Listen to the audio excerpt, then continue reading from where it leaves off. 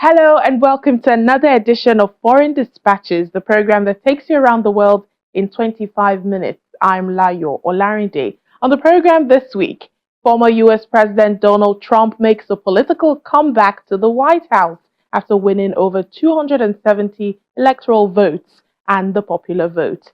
Children in Gaza are replacing sounds of bombings and gunfire with music education.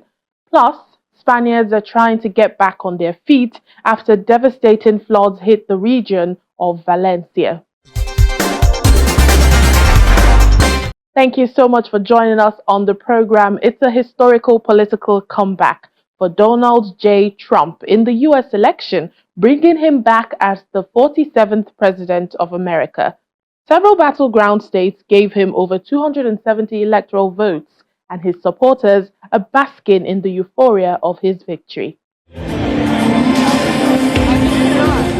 Supporters of Donald Trump expressed their elation that their candidate is on the way back to the White House after he won several battleground states that gave him over 270 votes from the Electoral College, defeating Democrat Kamala Harris. It was just unbelievable and so well deserved and earned that President Trump is now going to be in charge of this country again. It was a nerve-wracking, time period, but I'm so excited that he won this election and that all of our dreams to have America restored are possible again. I think that's really the most important thing that just happened, is that so many things were on the line from, our security, our border, our economy, everything was in jeopardy.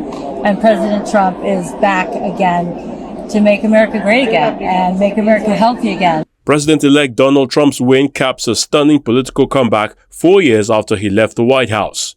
I'm excited. I want to just rip this spike up and throw it in the air and celebrate. Everyone's so happy. He's going to make everyone happy again. Even if they didn't want him as president, they're going to be wealthier, safer, healthier, everything. So I'm ecstatic. Did you expect him to win? Of course I did. Yeah.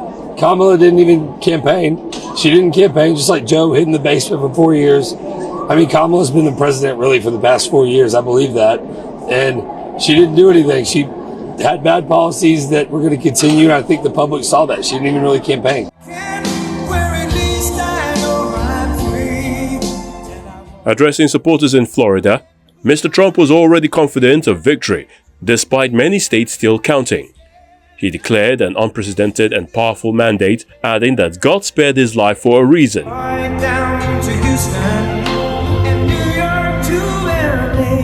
Many people have told me that God spared my life for a reason.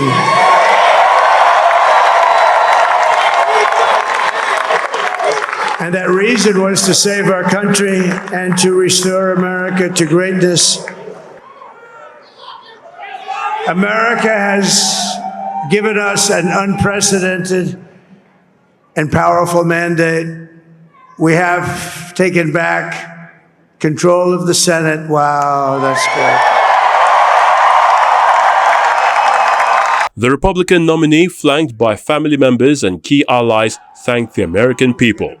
So I want to thank the American people for the extraordinary honor of being elected your 47th president and your 45th president.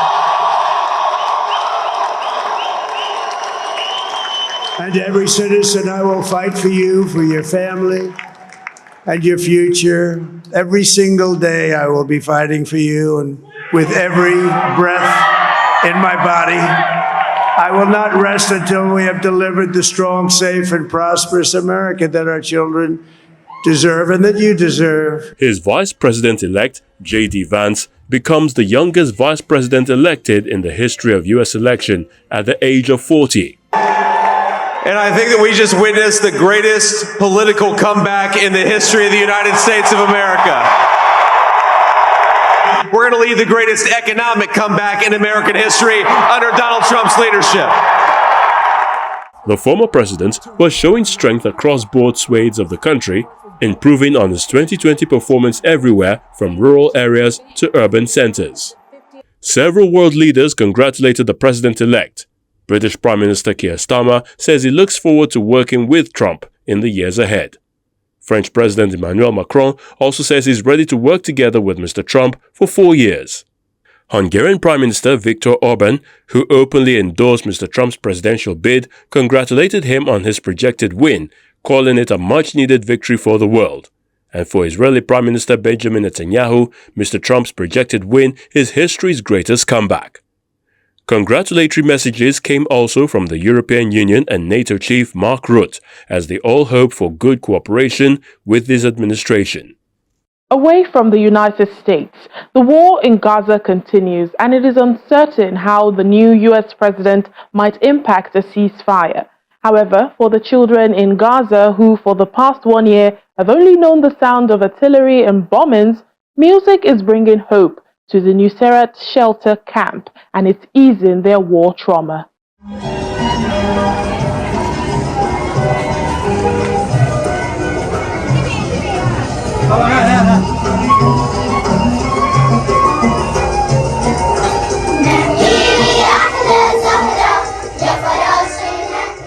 Inside a tent in a shelter school at Gaza's Nuseirat camp, displaced children find solace in singing music classes held by volunteers, former students of Gaza's the Edward Said National Conservatory of Music.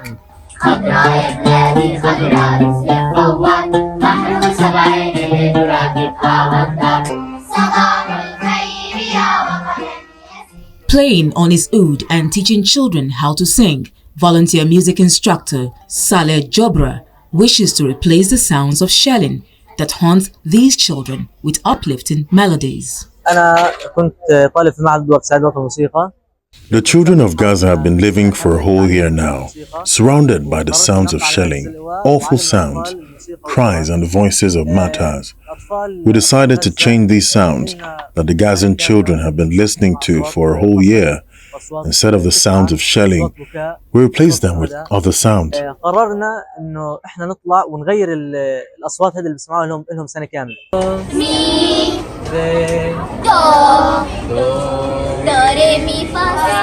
Displaced girl Malak Abu Shareb finds some happy moments while participating in these classes, as she aspires to play music when she grows up. I came here to learn music, to be able to play music when I grow up. I also came to entertain myself and escape the war atmosphere and the gloomy atmosphere that we're living in due to shelling and extermination. So I came here to entertain myself.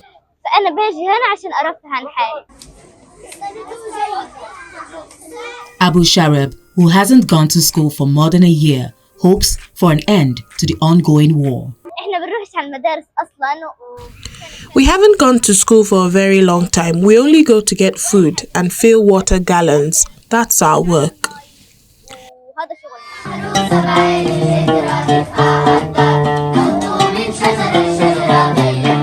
Despite the devastation, Abu Shareb remains hopeful that one day the war will end and life will return to normal. We believe the war will end and we will come back. The old days will return. We will rebuild our houses, return to the parks and fulfill all our dreams.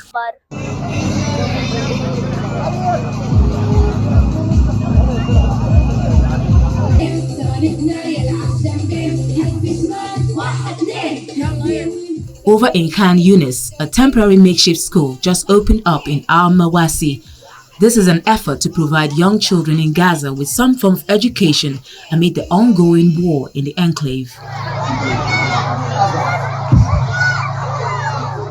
The project, funded by the Omani Endowment Fund for Distance Education, is implemented by Wafa Al Museni Charity Association, and according to its members, the tent-turned classrooms are able to accommodate up to 1,800 students between the 1st and 4th grade. This school can accommodate, God willing, 1,800 students starting from the 1st grade to the 4th grade in shifts.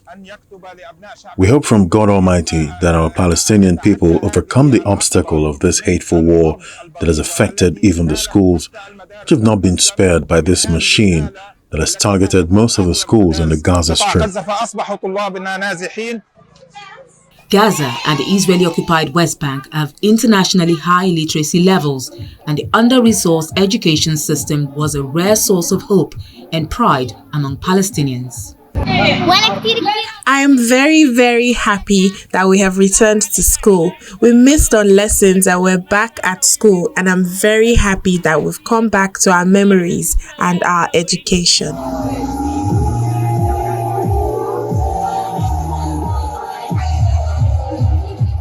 According to the Palestinian Ministry of Education, at least 10,490 school and university students have been killed in the Israeli offensive. More than 500 school teachers and university educators have also been killed. It's been over a year since the Hamas-led attacks on Israel, and a total of 97 hostages remain unaccounted for. While some have been killed, rescued by IDF forces, or returned home in an exchange, many remain unaccounted for. Our next report is about the family of one victim that has vowed to never give up in getting their son released. I am the uncle of Omer Renkert. Omer Renkert is 23 years old. Unfortunately, he was abducted from the Nova Festival in the 7th of October 2023. Standing in a Tel Aviv plaza renamed Hostages Square with a placard and t-shirt emblazoned with his nephew's face, 57-year-old Ricardo Krishna vows to never give up in securing Omer Wenkert's release.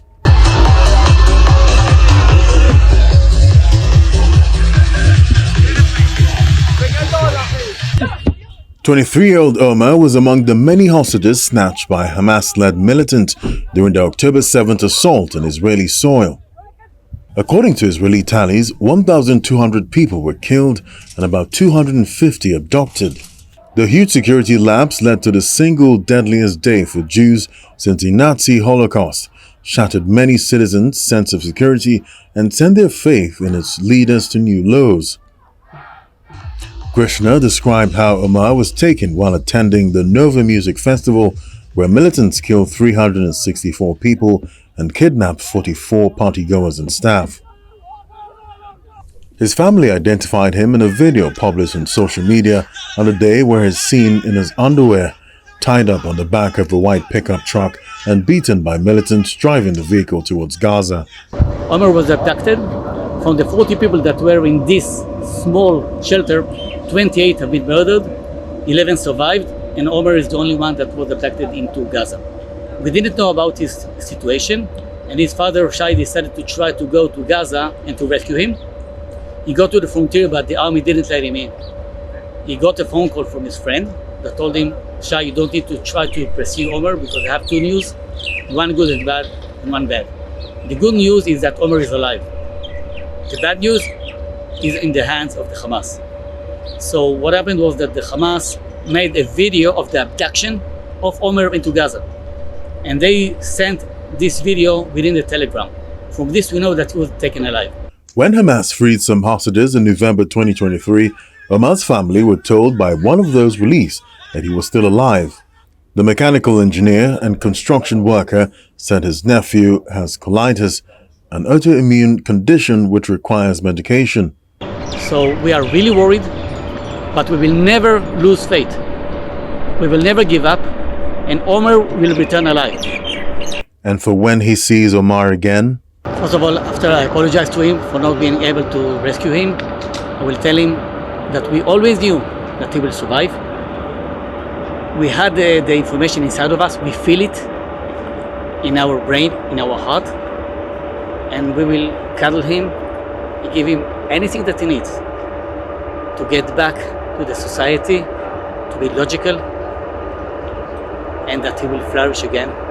According to the Hostages and Missing Families Forum, which represents families of those who were taken, 97 of the roughly 250 people taken hostage during the attack on 7th of October 2023 remain in Hamas custody.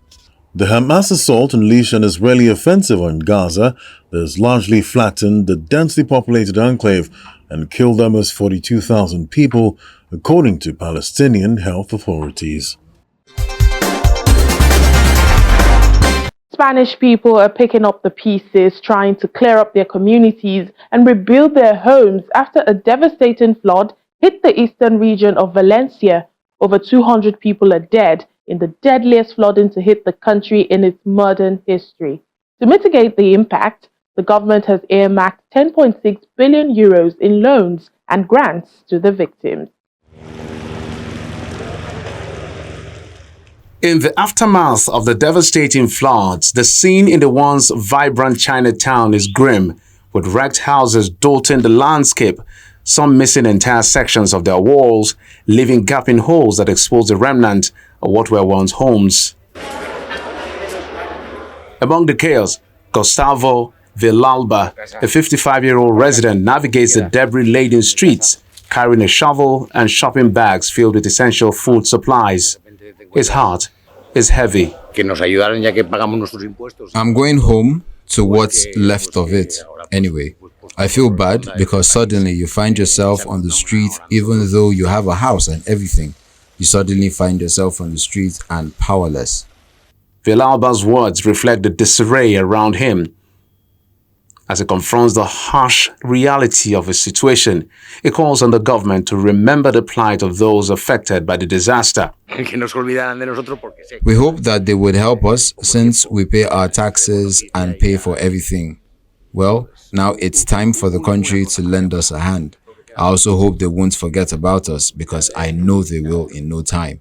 We won't be news, it's just one more thing that has happened. The destruction extends beyond homes. Damaged buildings and overturned vehicles litter the area, including his own car as he climbs the stairs to his damaged home. Surrounded by mud and debris, he encourages others in similar situations to stay strong. You feel like crying, but at the same time, you have to say no. Keep your head up. You can get through this. You're not dead. You don't have any missing leg. You lack nothing. And you have to move forward as best as you can.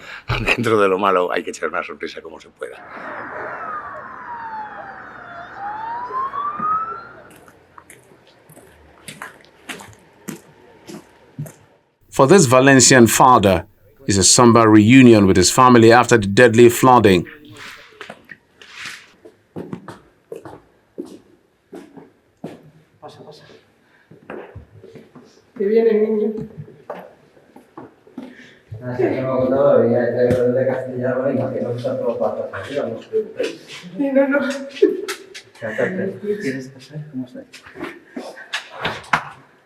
Francisco Baizoli, a 53-year-old port worker, was finally able to be with his family in the Valencian town of Alfafar.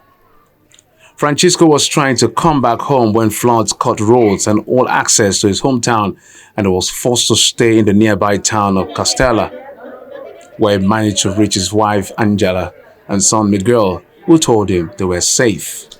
We were very afraid because my husband wasn't home yet and we had no idea where he was. We saw the water flowing down and how it was going up. We were seeing desperate people, some running, trying to reach their homes. The cars were flowing down the streets. Then we ran out of electricity, water, and we were trapped there without knowing what was going to happen.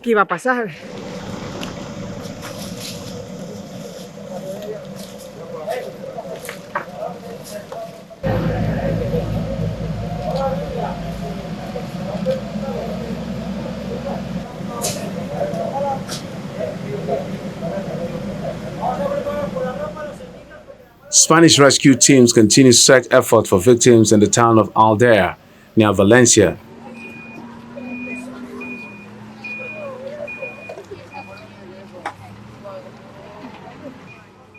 The army sent about 5,000 soldiers to help distribute food and water, clean up streets and guard against looters, with a further 2,500 to join them.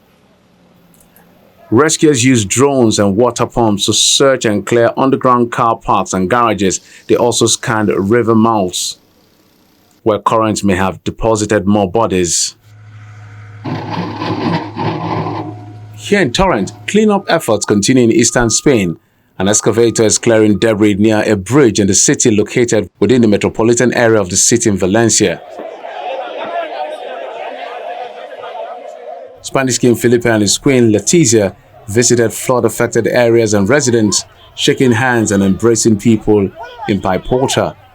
However, protests erupted as the monarch arrived, with some people hurling at the royals while security officers held an umbrella aloft to defect any object thrown by the protesters.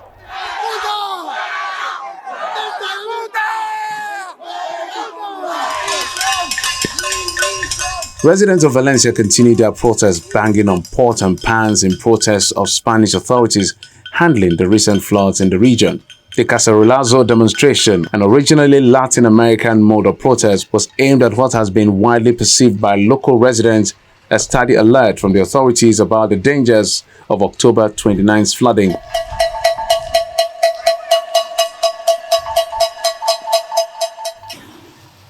And then a late response by the emergency services when disaster struck.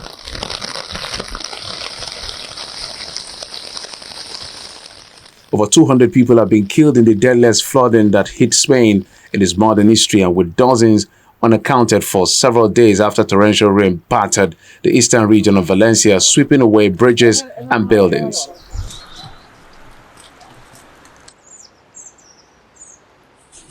Meteorologists said a year's worth of rain had fallen in 8 hours in parts of Valencia on October 29th, causing pipe-ups on highways and submerging farmlands in a region that produces 2/3 of the citrus fruit grown in Spain, a leading global exporter.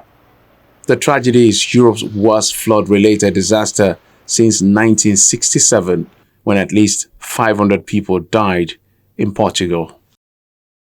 And finally, Pakistan is recording high air pollution rates that has prompted schools to shut down in the city of Lahore. The city of 14 million residents tops the list of the world's most polluted cities after recording its highest ever pollution reading of 1,900.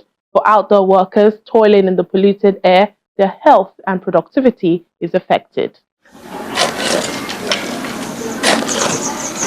Construction worker Nasir Khan is one of the millions of people living daily life under a pollution-led smog in Pakistan's Lahore. The country's second largest city woke up to a thick blanket of toxic smog on Tuesday, November 5, pushing air quality to hazardous levels and worsening health concerns for its residents.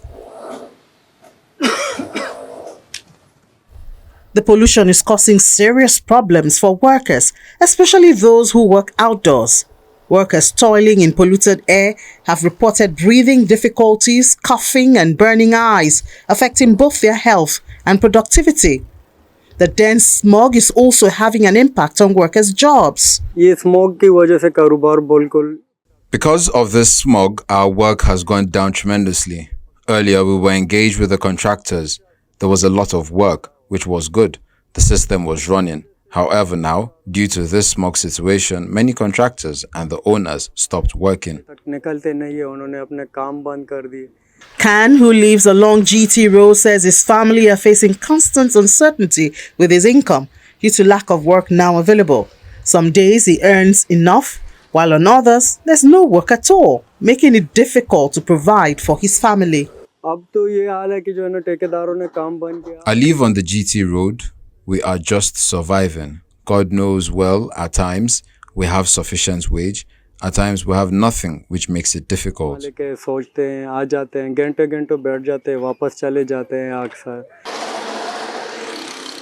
As Pakistan's Lahore grapples with some of the world's worst air pollution, a Switzerland-based air quality watchdog has categorized the air quality as hazardous.